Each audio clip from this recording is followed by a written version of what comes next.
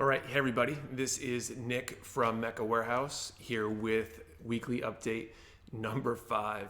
And I had to say before I get into anything, I just recorded this video. I wasted 20 minutes and realized that I had, must have had YouTube somehow playing in the background, and my audio recording on the computer decided to record the entire whatever that other video was. So it's playing at a low volume in the background. All that's wasted. So here I am back at it again. So yeah, weekly update, take 2.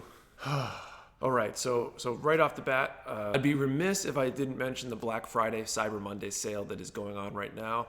I talked about it in a video on Tuesday.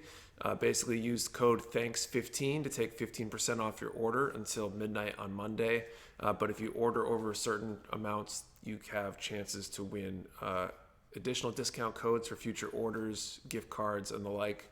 So if you haven't yet, take advantage of that sale ASAP. There's a limited number of cards with those discounts and gift cards and whatnot. And so if you want to take advantage, you want to get that order in as soon as you can. Anyway, with that out of the way, back to the weekly update. Let me know, guys, down in the comments what you've been thinking about these so far. I feel like this has been good. It's been a good opportunity for me to talk about things that I might not have a chance to shoot a separate video for, and I found it valuable. I've been getting better at this as I go, and I'm really looking forward to shooting some longer form, or maybe not longer form, but specific content for video that might be hit on specific topics. But anyway, got to save some time here since I just wasted a bunch, so let's get right into it. So first up, week in review. So for this segment, I talk about what's been going on in the warehouse over the last week or so. And this week, frankly, not too much. I've been scrambling, trying to get ready for the Black Friday, Cyber Monday sale thing. So dealing with the restocks that are up this week that I'll be talking about in a moment. Just getting packing materials in place and ready to go, and just in general scrambling so that way I can hit the ground running on Friday. I plan on packing orders all weekend. So that's been the main occupation of my time this week. So not much has happened other than that. So let's just move right on to the next segment, restocks. So this week we restocked a bunch of stuff, only a few kits, 4 kits to be exact. The new high-grade heavy arms that just came out, the high-grade bound dock, which is also a brand new kit, the figurized standard Fumina Hoshino, and the master grade RX-78 2, the 2.0 version. And then all right, apparently you guys can't hear that anyway, so I'm going to talk right through it. The heat kicked on again. The heat is so loud, and once it turns into the full thing, it's going to be really loud, so I had to flip that off. So high grade heavy arms, I've been looking forward to this kit. The new wing high grade kits have been pretty darn good so far. Figurized standard Fumina, I mentioned. Fumina. I have no idea anything about that kit. The bound dock. So you guys will have to tell me what you think of this kit. I don't like this design. It's obviously different and kind of unique, which is cool. I think it looks kind of weird, but obviously some of you guys out there like it because it's been selling fairly well. We also got in a Delby decal restock. We added some new Delby decal to the site, and we also restocked Madworks, and all that stuff's pretty well in stock last I checked. Part of the Madworks, we added these photo etch detail parts. I don't know if this is going to come in good focus here. This one's for the ZZ Gundam, but we've got them for about a dozen different kits, maybe something like that.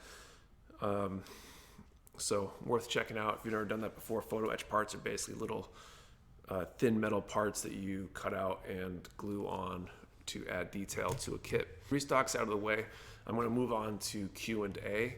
You guys really came through this week. Last week I asked for questions and I got a bunch, so I'm going to try to answer as many of these and as thoroughly as I can for the second time today. But if you would like a question answered, please go down to the comments below and write your comment in so I can answer your question maybe next week. So first up, Vince Aquino asks, would you ever consider stocking third-party kits? Yes. Moving on. No, just kidding. Short answer is yes. I've already considered it, actually. Part of the reason I haven't, it comes down to finding the right suppliers, and the other half is dealing with IP issues. I'm not 100% sure where the IP law stuff stands on selling stuff that in theory could be infringing on IP, right? If you look at these unlicensed kits, I don't know where that stands. So I really have to talk to somebody and make sure I'm not opening myself up to liability, really. But it's something we'll definitely be working towards, or at least considering, assuming we can navigate the legalities of it. Okay, next up, Victor Moreno asks, I have a question. What does your family think about the whole running a Gunpla shop? So immediate family, wife and my sons. My wife is obviously supportive of it. I think it might have taken a little bit of convincing, but she's definitely been on board and spending far more of her time than she ever thought helping with the Gunpla shop. And my eldest son, who's 7, I think he's all for it. He's built a few kits. He thinks the whole idea is pretty cool, I think, but he's still young enough that he doesn't really even know what the alternative would be. And my almost 2-year-old, it just says, when he pronounces Gundam, it's pretty funny. That's I think all he thinks about it. As far as extended family, I think they're all relatively supported too. I've been self-employed now for a while. 2012 was when I first started consulting. And so I think they've kind of come to trust that I can figure out what I need to figure out to survive. And I think that's always the concern. My mom's one of those kind of people that her first concern would be like, is there enough money in it? Can you actually make enough money to live? And, all that kind of stuff. They're not entrepreneurs. So they don't think that way, the way that I do. But overall, everybody's supportive. My brothers seem supportive. I think they probably think it's kind of funny that I've gone this way, but yeah, everybody's pretty supportive.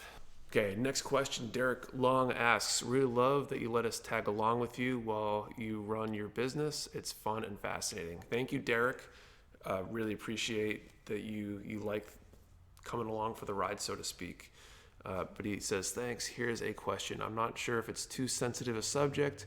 What is a typical profit margin on, say, a non-premium HGUC kit? Or maybe a better and more interesting question would be, what types of products had the highest and lowest profit margin? That's a really good question. I'm going to be very vague, mostly because I'm not sure if any of my agreements with my suppliers say that I can't disclose the discount rate. So I want to make sure that I don't violate those terms, if they even exist. And I'm too lazy to go look up whether it's an issue or not. But more or less all the kits tend to be the same rate, assuming I get them from the same supplier. Different suppliers have slightly different rates and different terms. Some have free shipping, some charge you for shipping, but might have a deeper discount. It's just like shopping at various stores. You got to kind of gauge the pros and cons of all the options. What does tend to be different, though, are things like tools and supplies. Some of the supplies, certain paints, for example, I can get at a much deeper discount by percentage than some of the kits. But on the other hand, there's other tools and supplies that the discount isn't as deep. And so it really depends on the item itself. I'll say in the store itself, our margins from what we pay to what we charge are the lowest on the bigger items. We tend to discount our master grades and perfect grades and things like that more than we would discount a high grade below MSRP, mostly because there's more dollars in that margin. So if shipping costs a little more than we expect, et cetera, there should be a little bit more there for us to help take care of that if we didn't charge enough for shipping and the like. But it all really depends on the item. Next question, the ATOL question, has there ever been a Gunpla kit that was made of a material other than plastic? Have you ever seen a Gunpla kit made from metal or wood or cloth?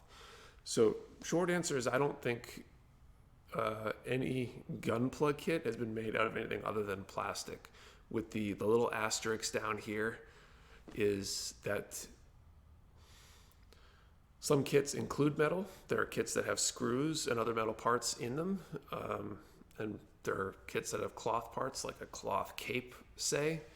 But I don't believe there's any kits that are made purely of metal. I think there are some metal builds. Well, I'm not sure what the metal builds entail, but I think the metal builds might include more metal in them There are kits that have metal in the frame, like the high res, which tend to be more like an action figure frame.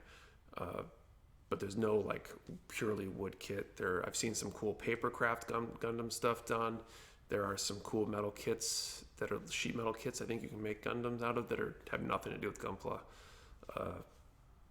But yeah, I'm not familiar with metal builds. So someone post down in the comments about metal builds, because I'm sure somebody out there knows all of the stuff about them. Okay, Japanese name, kanji I can't pronounce.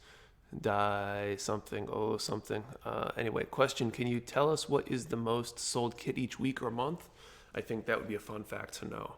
So in general, I think the kit we've sold the most of is the Master Grade Barbatos. It just happens to be a really popular kit. Tons have been made. We've managed to get a bunch and keep them in stock, and so we probably of any single kit since we've opened, that's the kit that's sold the most. This week, I'd say it's probably the high grade heavy arms because it just came out and we're selling like every other order. Seems like it's got heavy arms in it. This month, I'm not sure this month. I guess this month is probably the new entry grade RX-78. Those have been selling really well too.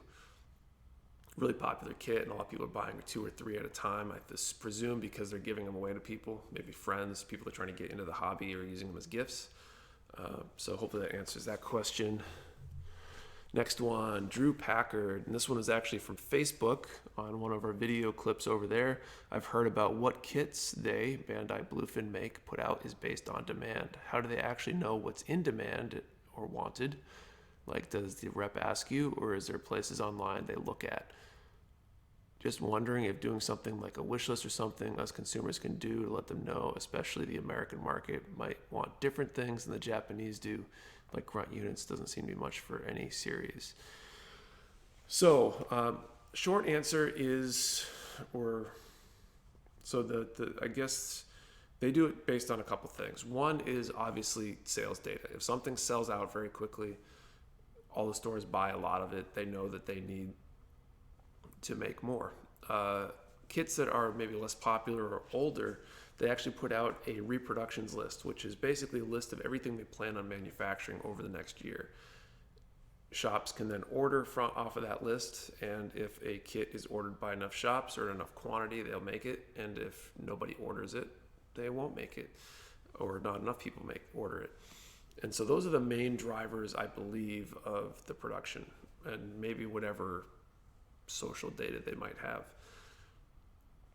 Now, all that said, the thing that you probably could do as a consumer is talk to your shops. We, on our Discord, we happen to have a channel for new product requests or restock requests.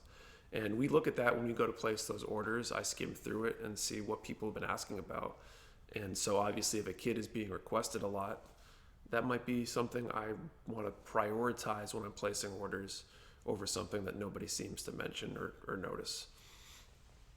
So making those suggestions, making those requests of the shops that you shop at, i.e. Mecha Warehouse, hopefully, we can help you perhaps influence things a little bit that way. And hopefully as we grow in size, we'll influence what is produced more and more as we kind of gain a bigger share of the market, so to speak. All right, next question. This one comes from Brian Liu, also asked on Facebook, and he actually responds here first to the rant video. I clipped that rant out, ran it on Facebook as an ad, and he responded to that, says, unfortunately, there's always going to be toxicity in any open forum. It's just the world in which we live in. GK Chesterton said it best when responding to someone's question, what's wrong with the world? And his answer was, we are. So his question is, anyway, so you need questions. Then I'll ask one. Not sure if this was posted or answered in one of your earlier videos in your previous staging area, but what's it like convincing your significant other to embark on this journey rather than keeping on what you were doing before? Really, that's a bit of an assumption, that question, so I apologize if I'm way off course here. So this is a great question. Kind of like I mentioned before, my wife's been kind of on board with a lot of the stuff I do. We had those conversations about when I went to become self-employed in the first place to do the consulting. I think she was concerned about it, but trusted me, and we kind of did it the right way. Doing the whole Gunpla shop thing, a little bit more off the beaten path, so I think it took a little bit more convincing maybe, but not really because of that track record. And really what I did was start small, convincing her like, hey, I'm going to set aside $1,000 to buy some kits to try to sell was a lot easier than saying, hey, I'm going to drop our entire life savings on model kits. And hey, I need the hallway outside my office so I can, set up some shelves to hold them. Not too bad. And then eventually, I need a little bit more money so I can buy more inventory. I need to take over the entire hallway. Or hey, let's finish the attic so I can take over the attic too. So that stuff kind of happened gradually, and I was able to show her some progress, whether that be sales data or just, the other evidence that things are kind of working. And that's the last question. So thank you for watching. This was tiring doing this twice in a row. Now I'm really I'm done. But thank you for watching. Hopefully you've been liking these weekly update videos. If you have, post down in the comments, let me know. Or if there's stuff you'd like to see in a future video like this, let me know down in the comments. If you would like to ask a question, again, post a question down in the comments. I would love to answer your questions. And take advantage of that sale, thanks 15. Make sure you use that code. And yeah, I'll see you next time. Thank you for watching. Have a great day.